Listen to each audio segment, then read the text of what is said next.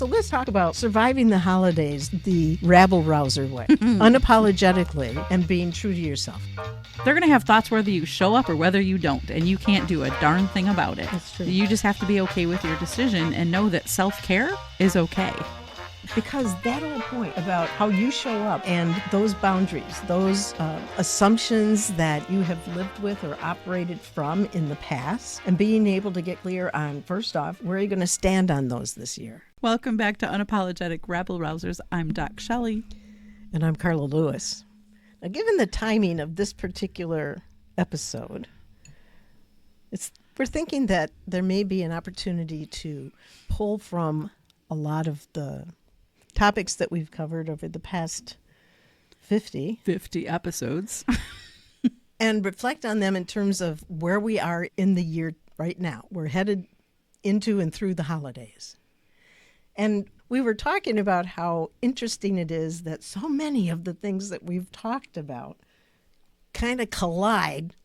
There's this giant smooshing of all of those this challenge smoosh that happens around the holidays because of demands and expectations and assumptions and family no. Chosen and given. That's right. So to talk about this period of time and any that end up being an opportunity for those things to all kind of come together in terms of how we leverage the things we've talked about to make it through, not just survive it, but to thrive through the process and help those around you do the same thing. Yeah, I think some people would just like to survive them. There was an article, I think it was Mitch Albom, and this was just a few years ago during COVID. And he wrote an article, it was close to this time of year, and he was reflecting on the conversations that were probably going on from the aunts and the uncles and the mom and the dad and the hosts and the kids and what we could and could not talk about over the holiday meal table. That's funny. Oh, it was hilarious. It's an absolute classic. And the fact is that stuff happens. Mm-hmm. So let's talk about surviving the holidays the rabble-rouser way, unapologetically, and being true to yourself. Yeah, I think this time of year, it's really interesting because I have some friends that just love the holidays. They can't get enough of it. And I have other friends that are like, ugh, it's the holidays. I just want to skip to January 5th. Please let it be all behind me. Yeah. I'm fortunate that I generally look forward to the holidays because I get to spend time with family that I don't see very often. But we don't really have a lot of families. It's not a huge gathering and it's relatively calm. Mm-hmm. There's a few people that need to be reeled in. But I think when we think about all the topics that we talked about, boundaries, gaslighting, bullying, positive self-talk, all of that really comes to fruition where more than one gathers. It doesn't have to even be over the holidays. Exactly. And I think the holidays can bring extra emotion for people. There's people missing from the table that should be there. So oftentimes emotions are already heightened coming into the That's holidays. true. And a lot of people come in with assumptions of how it's going to go. There might be some negative self-talk around some of that. So I think there's a lot of things that we've covered in the last 50 episodes that really come into play as we prepare for the end of the year. And I think as we think about the boundaries, I would say is probably the number one thing. Because I hear from people all the time, I got to go over to my in-laws' house. I hate going over there. I don't have fun. I don't enjoy it. And so I've always said, then why do you go? Well, because I'm expected to. Yeah. Okay, but if it's not serving you well and you're going to be miserable and you're going to get home and you're going to regret being there, wouldn't it just be easier to say, I'm not coming this year?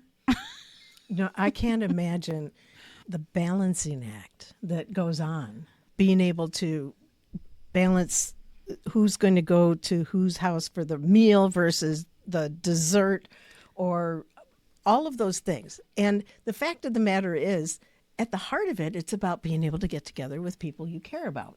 the people you love, the people that you want to be able to enjoy a hearty laugh, a cup of tea, share a gift, whatever it might be. But when it comes down to it becoming a job, when it comes down to becoming something that, well, I'm missing the word, but it's an expectation. You will be there. Yeah, it's not about a question. and so being able to understand and being able, maybe it's about reflecting back on saying, okay, where have I gotten triggered? I'm going to use that word a lot because that's what's going to happen when things start to get tough, is going to be when boundaries are being challenged, when the talk that we've got going on the inside is not congruent with what's going on the outside. When the stresses start coming up, being able to say, okay, wait a minute. First, I got to get settled with me. I need to start here. My one position of strength and courage and safety is here inside me.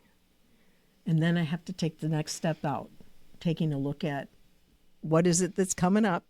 But how do you prepare? What would be tactics for just, it's kind of like girding your loins, strengthening yourself, getting your breastplate of truth and whatever on?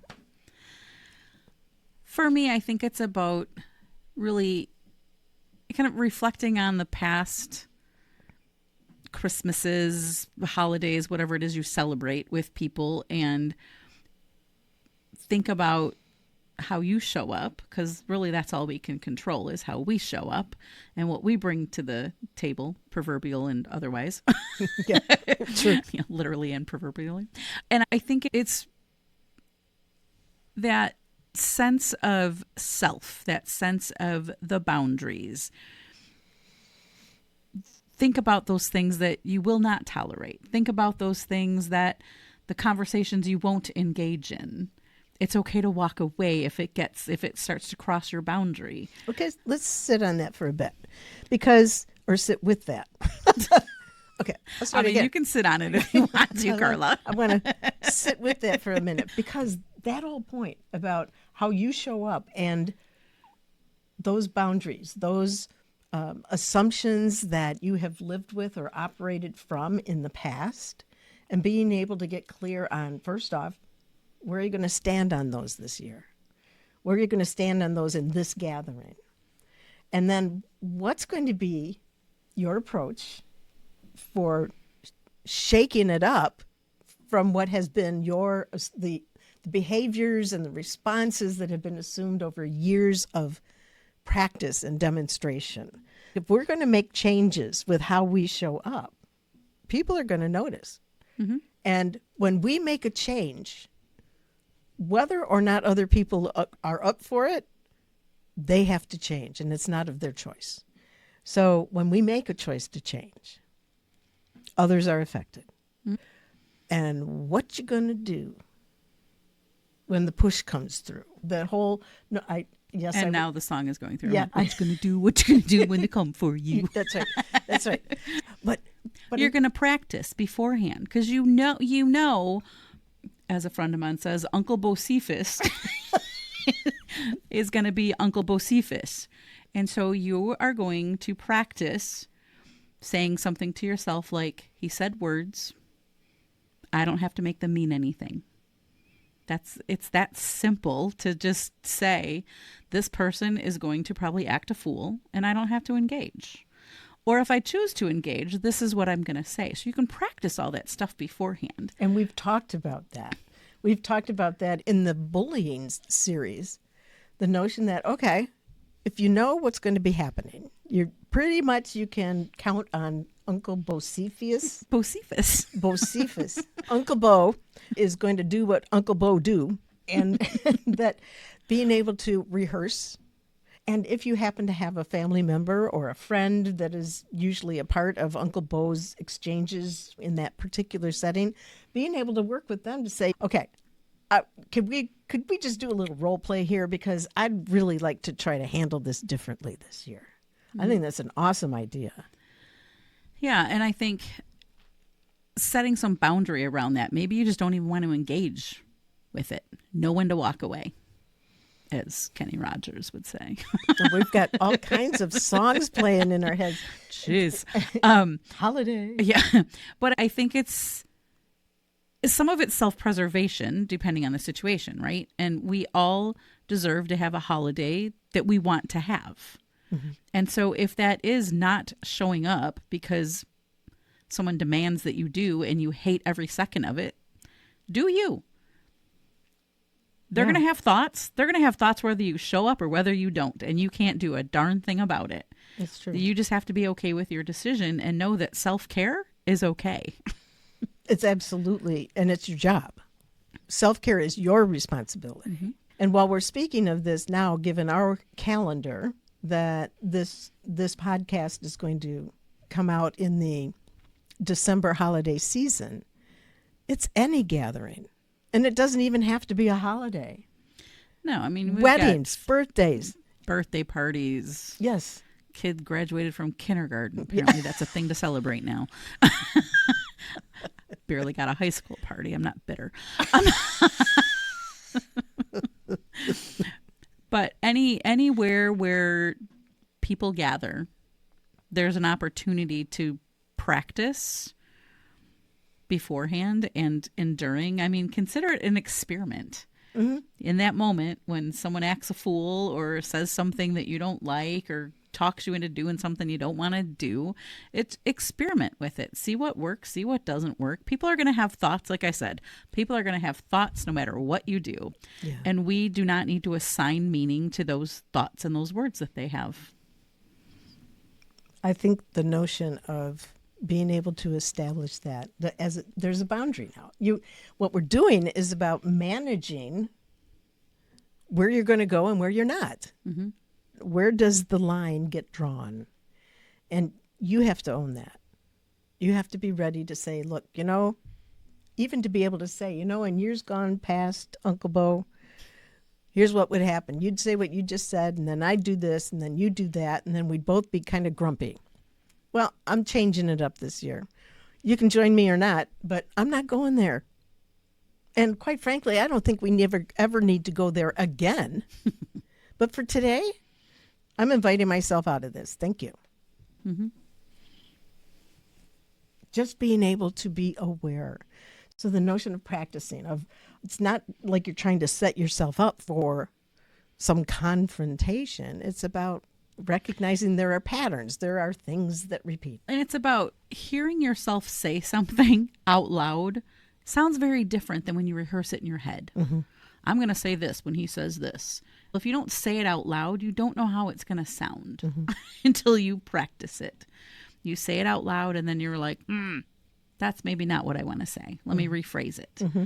And doing that beforehand is a little bit of self-protection going into that kind of situation and conversation because you're just a little better prepared.